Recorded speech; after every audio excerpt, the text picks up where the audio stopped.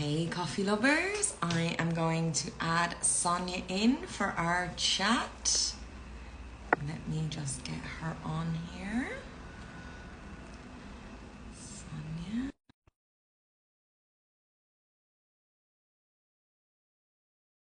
Looking forward to having our little chat with Sonya today.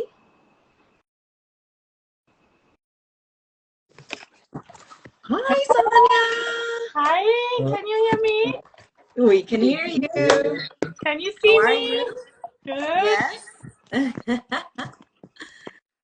Fantastic. So, I think. Can you turn your camera? Oh, do I have to turn my camera? Okay, one You moment. are, there we go. How you doing? I am fine, thank you. How are you? Surviving the heat. Yes, exactly. It's so hot. So thank you all to our amazing coffee lovers that are joining. I'm super excited to hop on another chat with Sonya today. This is kind of a continuation of our previous chat because we realized that we had so much to talk about on the subject of organic, and we have Wes here today. Oh, So hi. Hi, how you doing, Sonya? we're gonna focus a little bit more. The other day we kind of focused a little bit more about organics and the earth and the planet, and today we're going to talk a little bit about the other effects of using organic or doing organic farming and on animals and that kind of thing. So why don't you just give us a little introduction in case anyone didn't see our last chat, Sonya? Introduction to the last chat or introduction No, to... about yourself. Oh, I see. Okay. Yeah, my name is Sonya. I'm an Ayurvedic nutritionist, and I help people find the right supplements for their body type and their lifestyle. And because of this journey, I had to dig very deep into foods and what is nutrition and what isn't. And of course, this took me through a hell of a journey, how food is produced and how terrible everything is really for the body. And so I dedicated myself to growing nutritional foods, high nutrient dense foods that are pure and only full of goodness. And of course, they are organic or even better than organic. And that's my journey, and that's how I met Kerry, because Kerry is also dedicated to the pure foods and organic cause, which is so much better for us, because anything else will accumulate in the body and cause long-term diseases, because a lot of people use pesticides. And that is actually poison left over from the Second World War. They didn't know what to do with it, so they put it on the fields and killed the insects, that even the beneficial insects that we need, and in the process also destroy our health. But organic goes further than just being good for us. There's also a huge aspect that is really not talked about very much and underrated, which is the health of the animals. And not just the animals that are being killed in this process, but also the animals that rely on other animals as a food source, and they rely on the habitat creation of the ecosystem. So that's really what we want to talk about today. Yeah.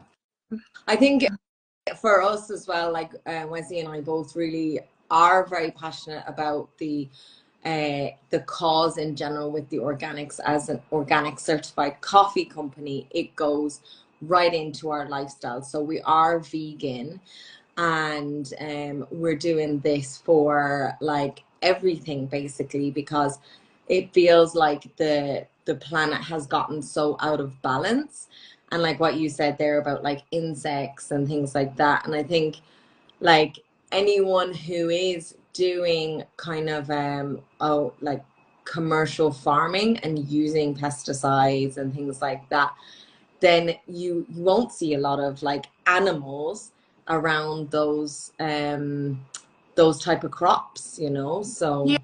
Yeah. Yeah. And yeah.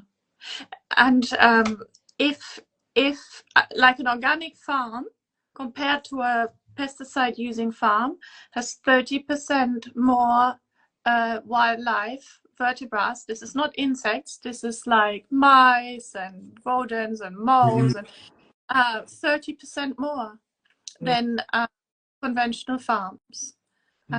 Yeah, it's like comparing if you had a conventional farm on one side and an organic farm on the other side. It's like it's comparing a wasteland to something that's full of life, So you know?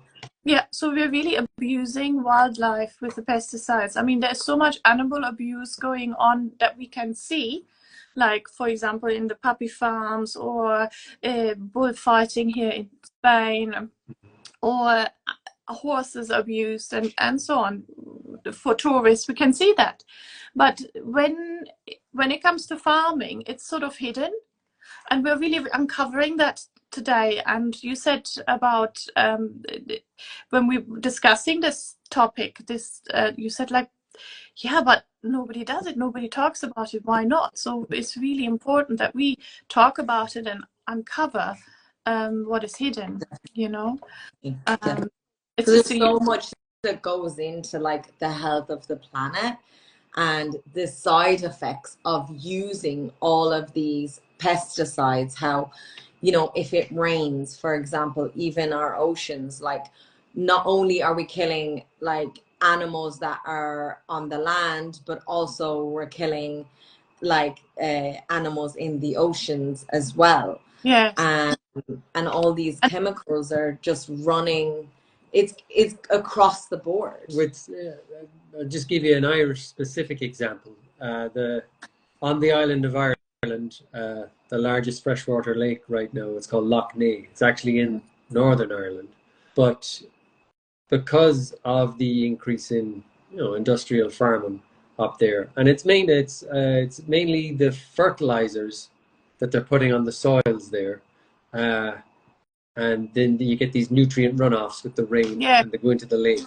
And the lake now, a lot of the fish are dying off in the lake, and they're getting algal blooms now. They had algal blooms this summer and last summer, and it's taken the oxygen out of the lake because of these algal blooms. It's such a horrible way to die of lack of oxygen. Yeah. And organic farming wouldn't do that. In organic farming, the fertilizer stays in the ground, and the plant helps itself to when the plant needs it. But with artificial fertilizer, it's water soluble, and as soon as it rains, and obviously in Ireland it rains a lot, it's washed into the waterways and ends up in the rivers and in the lake, in the sea, where it kills the fish. Exactly. And some of the fertilizer in Ireland as well is like you say, it's not just industrial fertilizer. They use water-based fertilizers like slurries as well, and that again, it might be on the land for a day or two, and then along comes a shower of rain, it washes off as well.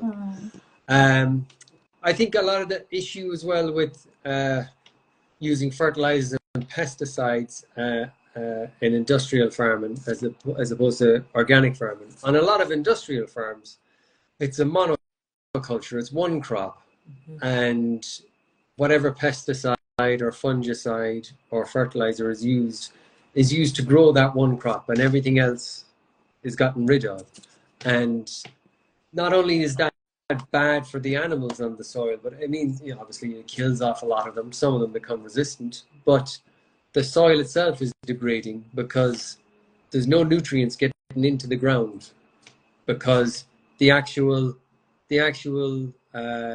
natural processes for getting nutrients into the ground are having organic rich soil, organic matter in the soil, to allow water and air spaces to allow the nutrients come out and down and embed in the soil. It comes down to the, what do you call them, the smaller animals? Yeah, the microorganisms, the microfauna, and as you said, Sonya, like having the megafauna, like the rodents and the earthworms and slightly bigger creatures, birds as well, that can come and feed on the insects. And the insects they're feeding on are actual predatory insects that will feed on the insects that may attack a plant. Well, nature has its way. That's the madness in it all, you know, like, because what another point that I wanted to make to monoculture, that in addition to what you just said, is that we're reducing the habitat for animals as well. Because if it's a monoculture, it's just a field and loads of broccoli. And if you have loads of broccoli, then the same pest will want to eat the broccoli. But if you have different crops in between, then the pest will be stopped. It will not carry on. So it cannot really spread like wildfire. And then also you have different areas and habitat where the animals can live, you know. So yeah, and then obviously by destroying the habitat, these farms destroy the natural predator for what would actually be eating the vegetables. So it's a vicious circle. Once it's started, it degrades the whole wildlife palette of animals. You know, they have no place to live, and then they have no food to eat. It's a bit like with herbicides. So they can either, like the pesticides, can either kill that animal directly, like for example with bees, they can be killed directly, or they can lose their sense of direction and they don't find the way home. Or their food is like herbicides. If there's no herbs around or no plants around, then they'll be starving. So this can happen to the wildlife. No, they're starved, they get killed, or so sick that they can't survive. Yeah. Like the smaller rodents that actually are typically around in more like organic situations, or like previously before commercial farming started, they created so much aeration, for example, in the soil, underneath the ground, allowed water to be able to penetrate the ground. And now without them, there is first of all, with this kind of one crop situation, and they keep the actual ground so clean, there's nowhere for smaller animals to hide. And it's like what we said in our last talk about how we're poisoning ourselves with these chemicals, and they're getting a lot more concentration of these chemicals. Oh yeah. So there's no possibility that they can live because they just immediately get poisoned with these chemicals. So yeah. Also, it weakens them over time. It weakens the population over time. So they're not strong and resilient. So in the end, we'll have very weak and feeble wildlife that won't survive very much. You know, it's like we get cancer. They certainly get cancer. You know. Yeah. It's a huge reduction in biodiversity by having these monocultures and by not having organic farming. And 60% reduction of biodiversity. 60%. Incredible. Yeah. Absolutely incredible. Yeah, and I think that's generous, you know, because what they want is they want to kill the biodiversity. They want to. This is an assault. This is an assault on wildlife. But tell me about the coffee then. What kind of effect does organic or non-organic farming have on the wildlife in coffee growing countries? It must affect a lot of animals there. In the coffee growing countries, if it's non-organic, then it's grown like a monoculture again. It's more or less what you're saying as well. It's the reduction of forest space and like the natural primordial, or how would you call it, old growth forest, and then you just lose the biodiversity that way because they start to grow a monoculture then. So like, for example, you'd be losing out on animals that are native to those spaces. So for example, like monkeys, maybe some smaller rodent type animals as well in other rainforest areas. So yes, you'd be losing out a lot on that. One thing I want to draw attention to as well, that at Nerja Coffee Roasters, we absolutely do not use the coffee that comes from Indonesia. That is actually, it's a very expensive, considered very specialty type of coffee, but it's actually where animals like eat the cherries and poop it out.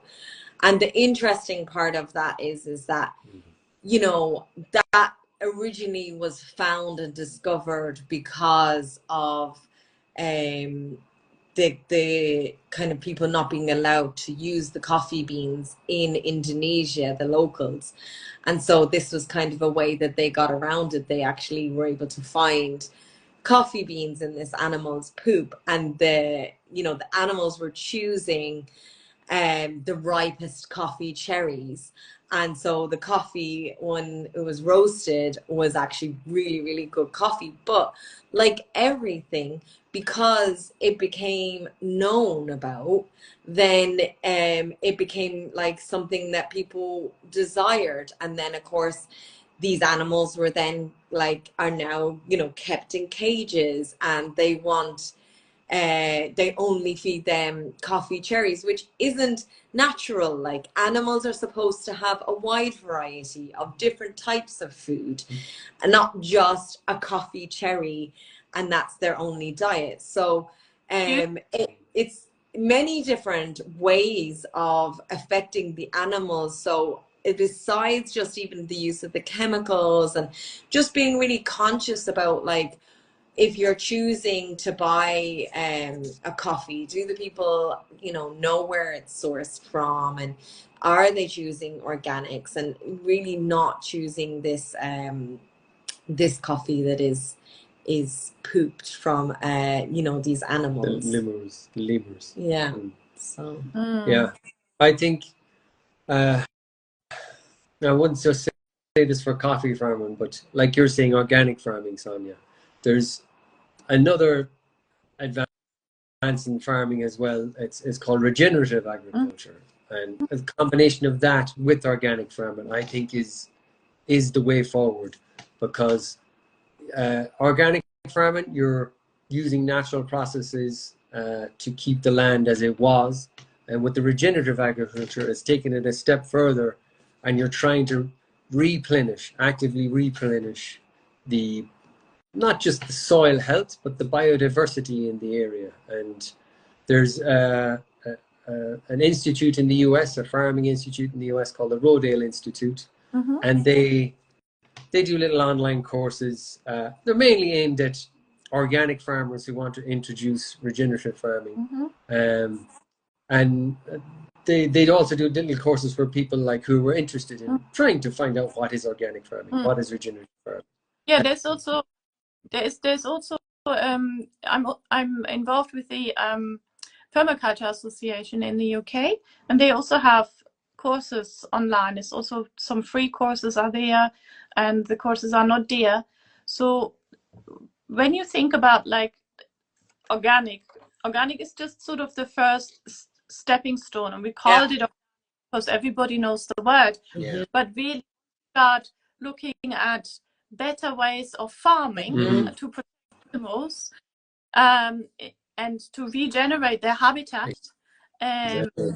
Then you come across all sorts of different practices that can be learned. So if you want to create even if it's not about farming, but if you want to create an environment for animals to thrive, be it in your garden, then you can go to the permaculture.co.uk, permacultureassociation.co.uk website, and sign up to their platform for courses. You can then, of course, also grow food in that system, but it doesn't necessarily mean you have to. You can also just make sure that you provide habitats for the animals wherever you can. But if you don't buy organic food, inadvertently, you are supporting this assault on wildlife. So really the question is, what can anybody do in order to not be part of the system?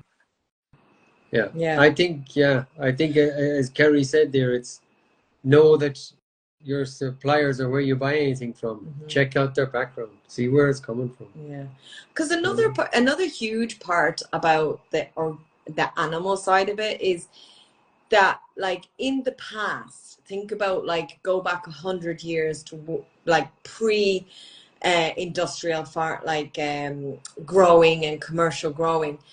There was always a balance between the animals and the land. Like, the animals also help, like, say, for example, larger animals. So not talking about the smaller ones now, go into the larger ones. They help with their hoof prints, for example.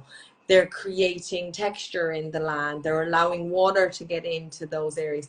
Their poop is a way of fertilizing. Like, horse poop, for example, is a very commonly used fertilizer. And when we only have one crop and no animals, the land is not getting all of these things that it's had for hundreds of thousands of years. And now all of a sudden we've just stripped all that away. Like, even chickens, for example, chickens will peck the worms, which is okay because they stop an overgrowth, for example, and their little peck again will allow the water to be able to permeate. And like, all of these things are all a balance, and the natural balance, if you're only going for one type of farming, is just completely out of whack. So yeah. So now people will say, the objection they will have, they will say, like, yeah, but organic is more expensive. So yeah, what are ways that people can reduce the cost of ecologically grown food? So I think the answer to that is, like, in various ways, that maybe they can buy bulk or get a volume discount, or make buyer groups where the 2 or 3 friends get together. Then they usually they can buy more volume. And what they do is join community gardens or grow their own. And then also, like, a lot of discounters have organic food nowadays. Aldi, Lidl, Carrefour. Yeah. So be a little bit more conscious. I mean, it's obviously best if you know the person directly where you're buying from, because you have more interaction with them, and you can, because organic is only the first step. There is also organic, as you said, no, regenerative agriculture, proactive steps. But just because the word organic is so well known. Also, I think, Sonya, another thing is normalizing, like, say, for example, a tomato having a little, like, issue that can, like, be cut off, and then it's not this perfect tomato, because this shows that there isn't an interference with all of these, sort of fertilizers and things. And there used to be a company, I remember, it was called Imperfect Produce or Imperfect Foods. And, it was kind of like, people have such an expectation that, a pepper is supposed to look a certain way. And so there's a lot of food being thrown away. And I think this is another huge problem, is, like, with regards to the balance and, all of these things, is food wastage, so being smarter with okay, do we need to freeze those berries? Because, like you said, if you have to buy in bulk to try to keep your costs down, you can freeze things. So I think, for me, the thing I feel is that the more that people demand organic, the more that people don't want things that are commercially grown or grown with chemicals and pesticides, the more economical it will become for people, because it's kind of goes back to, like, not almost normalizing it. Like, before, it used to be normal that people had their own garden and that food wasn't sprayed, and then it's obviously gone the other way. So if we as the consumer show that we don't want that type of food. So I think it's everyone plays their part, even if it's only small. And sometimes Wes and I have this discussion, and we feel like the climate change and all these things are a little bit overwhelming. But we do feel like, okay, well, we still have to make sure that we recycle, or, we don't kill that gecko that got into our house. We try to make sure we get it out without killing it, or that spider, or whatever it is, so that we're not the ones that are contributing to the death of these lovely animals. Yes. I think, as you said as well, about finding ways to get people to afford organic food, or to be able to buy it. I think in the long run, the issue is that their health deteriorates, and that in the long run that costs more. Yeah, that's a good point. Right. Yeah. So it's you might spend an extra bit of money on getting organic food, but your health will stand the test of time much longer that way. Yeah. And sometimes it cannot be restored. Exactly. But then that this is for people who value to spend money on their health. But then we want to talk about people who value the life of the animals, and who want to create habitats for these animals. And conventional farming, unfortunately, conventional farming kills animals. It reduces their habitat, it invades their spaces, whereas regenerative farming practices want to keep all that in place and grow with the animals. And I think we have just scratched the surface. What you were saying, Kerry, also about more people demanding organic foods, for lack of a better word, the more it becomes normal, and then maybe the people who grow with pesticides have to pay additional money for certification of being allowed to use pesticides, rather than the organic people having to pay money to get certification. For example, me, I grow organic, or better than organic, and I'm not certified because it's just so expensive to get a certification, and I feel it's wrong. We should not have to get it. We should, the other ones have. Why should you be charged for doing the right thing? Yeah. You're charged for doing the right thing, whereas the people who don't do the right thing, they carry on and destroy everything. Yeah, I know. I say this to Wesley a lot, that I feel like I would love to be in politics, because I think so much of it does go down to government policies. And like we spoke about this in our last talk, about how you have to take a course to say that you can use these pesticides, and it's just it's like you said there, Sonya, it needs to be the other way around, that people are being penalized for using them. And going back to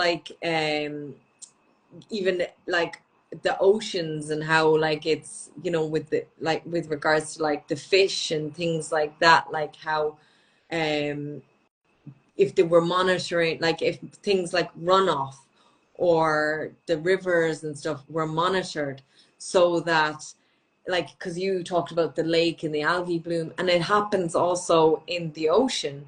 So how many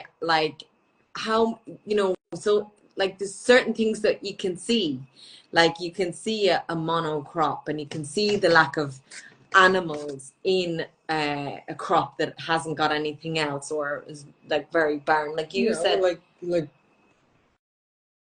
Like you're saying, Sonya, it's very hard to see it. I'll give you an example. I went home to Ireland in 2021 when we were living in the States at the time, back to where I grew up. And a lot of the farming is gone from there. Now, there was no industrial farming or anything there like that, but where I come from, there's been a lot of immigration away, and a lot of land, a lot of houses gone derelict, a lot of land left empty. And I remember I had a bit of jet lag, and I went to climb the hill. It was the middle of July, the hill behind my house. And I was amazed at all the wildlife I seen climbing the hill. And it's only like a kilometer walk, but the place had rewilded in the space of 30 years without lots of farming and lots of people being there. And completely rewilded. And it goes to show you that if nature is given the space, it'll bounce back. Or if it's even given the assistance, it'll bounce back. And it doesn't take a lot of time, but it needs to be given. It needs to be given the help. Yeah, now it needs to be given the help, because once they're extinct, they can't bounce back. Yeah. That is the thing. Yeah. That is the thing. When their gene pool is so weakened through all these pesticides, and these diseases become genetic and they are transferred from generation to generation, then they can't bounce back. So it's really important that we do something now while things can bounce back. So the more foods you buy which are organic or ecologically certified, the more you're supporting wildlife health. Yes. And the regenerative agriculture. That is really the message that we want today, and that's also the reason why we're doing it. It's harder, it's more expensive, it's a lot more loopholes to jump through. It's completely unnecessary that they're there. Yeah. But we're definitely passionate for the environment, for the health and well-being of everyone, and the wildlife as well, and the little ones. Yeah. Yes. Yeah. For like you say, it's especially for the wildlife, because I was kind of uplifted to see that when I went home that time, and I think to myself sometimes, because we have the two young kids, when they're my age, you want them to have a lot of that wildlife still there, still in place. Yeah. And by choosing organic and regenerative agriculture, you're helping to take the step in the right direction. To make a committed effort to saying I'm here to help out with biodiversity and retaining wildlife. And the reduction of insects means a reduction of feed to eat for other species, birds and exactly. And mammals. We're kind of talking about it with regards to, like, if animals were, say, like you said earlier about how if there's one farm that's organic and another one that's non-organic beside it, and if an animal is in the organic farm and then they cross over to the non-organic farm and there's no food for them there, or they are getting poisoned because of the chemicals that are in the soil, and just like they don't have the ability to choose the way we do. Like we can decide whether we want to eat organic or non-organic, but an animal doesn't have that ability. So that's our responsibility to make sure that we are like allowing an environment where they can survive and thrive, because they're beautiful. Like, what's the best thing in the morning? To wake up to the birds chirping. So if we don't have any birds, Yes. And the hedgehog, for example, in England, I don't know about Ireland, but it's near extinct already. No habitat for hedgehogs anymore. That's sad. It's really sad. Bumblebee as well. It's because bumblebee in the ground and has a nest on the ground. And what do we do with the ground? We mow the lawn. We pesticides on the lawn. For in food production, don't forget it. They won't even survive 1 second. But again, go back to the lack of balance. If bees are extinct, we're not going to have any food either. So we need them. Like, nature needs everything, and the planet needs it all. So we definitely have to step up as the strongest species on the planet and make sure that we're conscious of these things. It looks like there's a war on food, a war on wildlife, a war on our health. It seems like everything is connected. It is very much connected. A lot of it is very connected. Yeah, very connected. Sure. Yeah. With consumer choices, you can support the right side or you can support the wrong side. And for me, it was important to make this video to make this clear, because I think a lot of people don't know it because it's not visible. Yeah. You know, you go to supermarket and you buy some vegan foods and you think, yeah, it's vegan, it's great, you know, but where was it produced, you know? Yeah. It has to be produced in an organic farm. Yeah. Making sure that we're not buying things that are cutting down rainforests. It comes down to being educated as well. Like, we know that palm oil, for example, they cut down rainforests to produce, and this shocking thing about that is that it's in so many it's in more than just the food. It's in things like soaps, and it's in so many things. So you know, if you cut down the rainforests and then you get rid of the habitat for these animals to live in. So yeah, we have to And all really our best, you know, we can only try.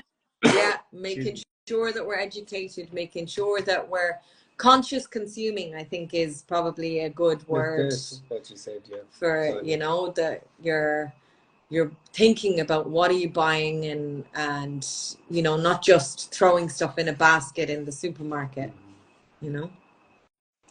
So yeah, you have to be conscious about it. And maybe like get people into growing a little bit, you know, even if it's tiny. Definitely. If it's tiny. Don't have any space, like on the windowsill or in the bucket on the patio or something, you know. Yeah, exactly. Composting, I think, is a huge one as well. I think everybody has the ability to do that, you know. There are these composts that you can buy, so you can have a little worm farm and they eat your compost, and then you can put the compost in the garden and they love it, you know. They're these compost worms, they don't like to travel a lot of distance, but there are the garden worms that they travel a lot, you know. So these compost worms, they like to be in small spaces and eat the fruits. They're quite happy, sort of lazy. Just give me food. Yeah. I love it. Also, I think like they are super important because they make a lot of manure, these worms, and they can fertilizer. So worm castings are amazing. So they should really be in the ground, and this kind of fertilizer doesn't run off in the lakes, you know. It stays in the ground. Exactly. And it goes back to like the health of the soil, aerating the soil, allowing the water to penetrate when it rains and things like that. So yeah, it's all like going back to just not poisoning all our lovely ecosystem. Yeah, and so refueling it with, like you say, if you're composting, you're just getting back the nitrogen and the carbon and getting it back into the soil where it can be used again. You know? Yeah. So if you want to be part of 60% more animal habitat and 30% more wildlife increase or something, I can't remember the numbers that we just had earlier, then you can do that by choosing ecological agriculture.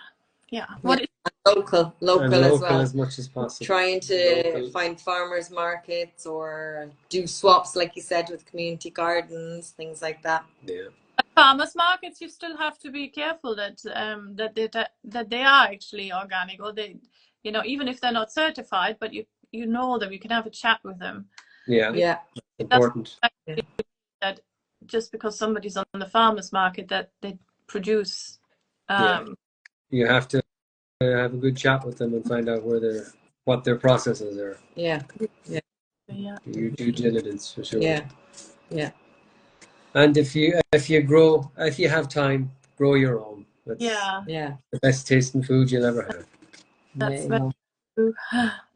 And now is a very good time to get the seeds in because it's the waxing moon. So on the right to the full moon, it's very good for growing things, and it's also so for about a week now is perfect to get your seeds in. If you miss the window, you have another one next month on the run up to the full moon, and you can get your seeds in then. Yes. Certainly time now to plan the autumn garden if you're a keen gardener. Yeah. Nice. This is perfect timing. Perfect timing. Yeah. All right. Well, I think we'll wrap it up for today, Sonia. Thank you. Thanks for the chat. It's really, really fun again. And time runs away. Yeah, I know it does. Exactly. It does. There just seems to be so much to cover, and I'm glad that we were able to just do a continuation from the other day and really get into the nitty gritty of some of the other sides of it and effects of the organics. So brain dump everything on the into the at any time. Yeah. All right. All right. Well, thank you, and we'll connect again, I'm sure. Perfect. Okay. Speak soon. All right. Nice for everyone to tune in. Thank you, Sonia. Bye.